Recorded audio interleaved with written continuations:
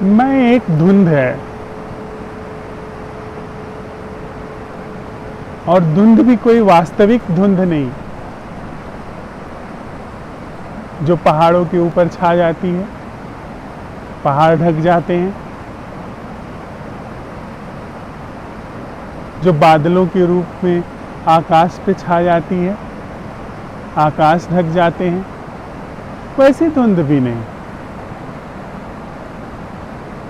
बस एक ख्याली धुंध, बनावटी धुंध। कुछ बहुत जटिल नहीं है इसे समझना।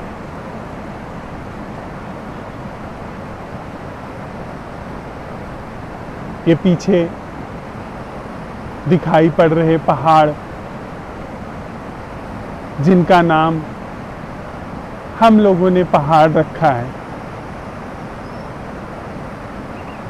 यदि हम पहाड़ शब्द को ही, यदि जीवन पहाड़ शब्द को ही लेकर के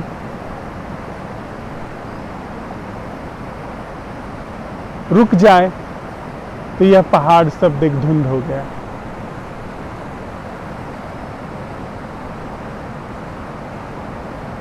यदि इसकी छवि, इसका ख्याल लेकर के ही तुष्ट हो जाए तो यह ख्याल, इसकी छवि और इसके शब्दों को लेकर के यह धुंध हो गया।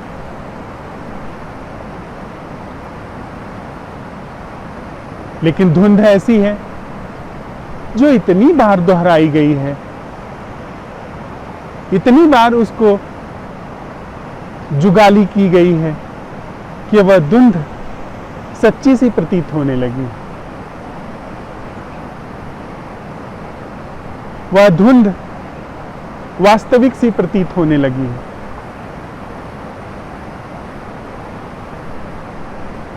वह धुंध सप्राण सी प्रतीत होने लगी है, और ऐसा लगता है कि वह धुंध ही जीवन है। धुंध इतनी पुरानी हो गई, इतनी बार उसको दोहरा लिया गया कि कभी ख्याल भी नहीं आता कि धुंध अवास्तविक है। पहाड़ को देखते ही वह धुंध छा जाती है, पहाड़ शब्द के रूप में।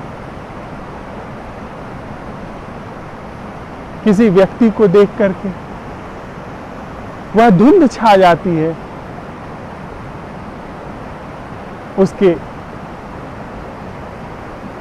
नाम के रूप में, उसके साथ अच्छे बुरे अनुभवों के रूप में। वे सारे अनुभव जो घट चुके हैं, उनकी क्या वैधता होगी? उनमें क्या जीवंतता होगी? वे सारी घटनाएं जो बीत चुकी हैं, उसमें क्या वजन होगा कि वह वास्तविक जीवन को आच्छादित कर ले? पर कर लेता है, कर रहा है। हम किसी व्यक्ति को देखते हैं, जीवन किसी व्यक्ति को देखता है, तत्क्षण उसे तय कर लेता है, यह अच्छा है, बुरा है, उपयोगी है, अनुपयोगी है, छोटा है, बड़ा है, मेरी जाति का है, मेरी जाति का नहीं है, विधर्मी है, परधर्मी है, विदेशी है, स्वदेशी है, अमीर है, गरीब है, न जाने कितनी ढंग से। पर धुंध तो धुंध, कितने प्राण होंगे उसमें? नजर खोल करके देखने की जरूरत है। बस ख्याल भर आ जाए कि धुंध जीवन नहीं है। लाखों करोड़ों साल तक वह धुंध दोहराई गई हो, उसके मिटने में देर नहीं लगती। क्या यह इतना कठिन है? इस चीज को जिसे हमने पहाड़ नाम दिया है, इसको बिना पहाड़ के देखना, क्या यह इतना कठिन है? यह आंखों के ही सामने है। यह बहती हुई जलधारा जिसे नदी नाम दिया गया है, क्या इसे बिना नदी नाम के देखना इतना कठिन है? नदी धुंध है, नदी शब्द धुंध है, इसे क्या सीधे नहीं देखा जा सकता? कौन रोकता है इसे देखने से? सवाल उठाएं बस हम, दिख जाती है चीज। हम यह सवाल उठाएं कि वह देखना क्या है जो शब्दों के बिना है, वह देखना क्या है जो नदी के विषय में हमारे भीतर भरी गई याददाश्तों से, सूचनाओं से, संस्कारों से, सुझावों से मुक्त है, अभी दिख जाएगी। वैसे ही क्या यह इतना कठिन है यह सवाल उठाना कि वह जीवन क्या है जो मैं से मुक्त? सवाल का उठना और उस जीवन का वहां पाया जाना जो मैं से मुक्त, यह सकल अस्तित्व अखंड है, अटूट है। इसको तोड़ करके मैं में परिभाषित करना, जीने वाले के रूप में परिभाषित करना सिर्फ धुंध है, सिर्फ सवाल नहीं उठाया गया है। मजा तो यह है कि इस धुंध को भी मिटाने के लिए धुंध हम निर्मित करते हैं। इस धुंध को मिटाने के लिए हमने आत्मा शब्द का आविष्कार किया है, एक नई धुंध बनाई है, एक विराट धुंध बनाई है। कैसी मति है हमारी, कैसी विडंबना है, कैसा दुर्भाग्य है कि धुंध को मिटाने के लिए धुंध बनाई जाती है। शब्दातीत दर्शन के लिए शब्द गढ़े जाते हैं और वे शब्द नई धुंध को निर्मित करते हैं और वे धुंधें युगों युगों तक, जन्मों जन्मों तक, अगर जन्म जैसी कोई चीज है, लाखों लाखों साल तक चलती है। और कभी कभी वे धुंध और भी बड़े दुखों का निर्माण करती हैं। ये जो हमारे धर्म हैं, ये धुंध को मिटाने के लिए शायद कभी पैदा हुए होंगे, धुंध को पोंछने के लिए सवाल उठे होंगे। आज वही सवाल एक नए धुंध के रूप में है। कौन उपनिषदों के प्रश्नों को अपने हृदय में देख करके तत्क्षण जीवन को धुंध से मुक्त कर देता है, जीवन को अपनी इस मैं की धुंध से मुक्त कर देता है, धुंध के रूप में अपना होना देख करके धुंध का अवसान कर देता है। हम तो उन्हीं प्रश्नों से एक नई धुंध का, एक नई गोलबंदी का निर्माण करते हैं। सारे संगठित धर्म विराट तल पर होने वाली गोलबंदी है। यह दुर्भाग्य है, विडंबना है। क्या यह इतना कठिन है? बिना विचारों के दर्शन इतना कठिन है? यह सब कुछ हमारे तथाकथित धुंध रूप, धुंधकारी, आध्यात्मिक, धार्मिक रहनुमाओं के द्वारा रचा गया है। वे खुद धुंध में हैं, वे खुद धुंधकारी हैं और धुंध बांट रहे हैं। वे गुरु, वे शास्त्र, वे शिक्षाएं, वे विधियां सब धुंध हैं।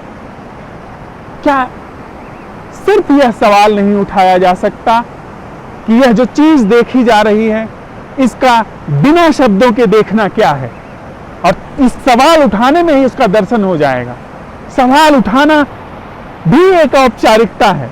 कोई बस देखे तो देख लेगा, दिख ही रहा है देख लेगा। लेकिन हमारी मूढ़मति, क्या कहें हम अपने दुर्भाग्य को, कि हम अपने भीतर इस विचार को, सोच विचार को, जो सतत हमारे अंदर चल रहे हैं और जो धुंधकारी केंद्र को निर्माण किए हुए हैं हमारे भीतर, उस पर प्रश्न ही नहीं उठने देते। कभी यह सवाल ही नहीं उठने देते। वह लपक लेते हैं सवाल। वे धुंध हैं, इतनी कुटिल हैं, इतनी चतुर हैं कि वो झट से लपक लेते हैं हमारे सवाल को और सवाल को गहरे में प्रवेश नहीं करने देते। अगर मैं यह सवाल उठाता हूं कि वह जीवन क्या है जो धुंध से मुक्त है। धुंध, देखिए, जब मैं इस चीज को देख रहा हूं जो सामने है, एक धुंध आती है, नदी, नदी की धुंध देखिए, हम साथ साथ देखें भीतर में, नदी शब्द धुंध है जो इस चीज के बीच में दीवार बन के खड़ा हो गया है। कृत्रिम दीवार है, ख्याली दीवार है, पर वह नदी को नहीं देखने देगी, वह उस चीज को नहीं देखने देगी जिसका नाम नदी है। ठीक इसी तरीके से जब हम सवाल उठाते हैं वह जीवन क्या है जो मैं से मुक्त है, वह जीवन क्या है जो सोच विचार की पूरी संरचना से मुक्त है, तत्क्षण धुंध कि वह संरचना, वह कुटिल संरचना हमको लपक लेती है और कहती है कि वह जीवन आत्मा है, वह जीवन निर्वाण है, वह जीवन मोक्ष है। ये सब धुंध के रूप हैं।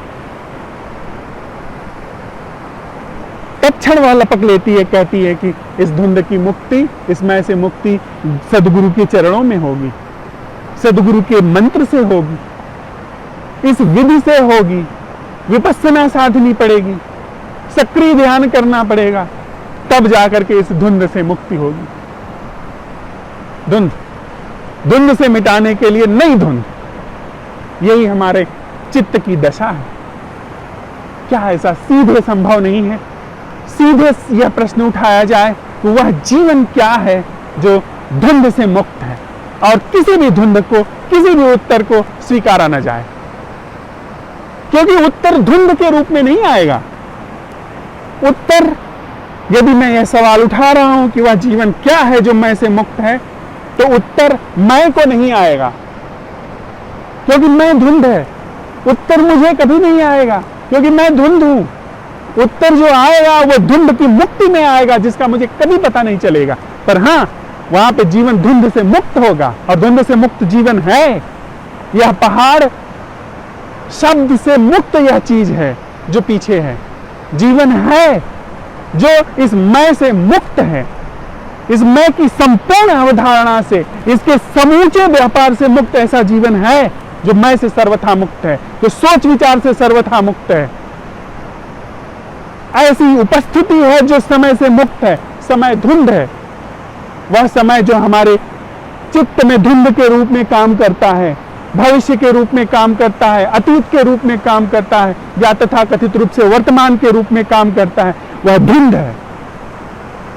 और वह सोच विचार में चलने वाला समय, वह धुंध सिर्फ प्रश्न से, एक प्रश्न से मिट सकती है कि वह जीवन क्या है जो समय से मुक्त है। इस सवाल का उठना और समय में किसी भी तरह के सवाल को स्वीकृति न देना, क्योंकि समय जो है धुंध है, और जो भी उत्तर आएंगे वे धुंध को आएंगे, वे समय को आएंगे, वे वर्तमान को आएंगे। धुंध का मिटना हो गया, जीवन मुक्त हो गया। लेकिन हम प्रयास करेंगे, कोशिश करेंगे, साधेंगे, या तो महापुरुषों का मार्ग है, या तो जन्मों जन्मों तपस्या के बाद इसका फल पैदा होता है, इसका फल आता है। कोई कोई होता है जो निर्वाण को उपलब्ध होता है, कोई कोई होता है जो मोक्ष को उपलब्ध होता है। अवतारी लोग होते हैं जिन्होंने जन्मों में साधना की होती। यह सब धुंध के स्वरूप हैं, यह सब धुंध की कॉन्स्पिरेसी है, धुंध का षड्यंत्र है। एक सवाल अगर गहराई से उतारा जाए, एक सवाल ऐसा अगर गहराई से उठाया जाए, वह जीवन क्या है जो मैं से मुक्त है, तत्क्षण जीवन धुंध से मुक्त हो सकता है।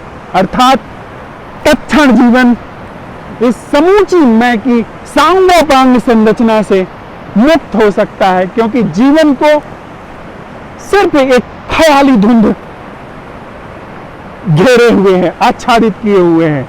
उसका होना ही आश्चर्य है। सवाल उठते ही वह धुंध कभी थी ही नहीं, ऐसा पाया जाता है।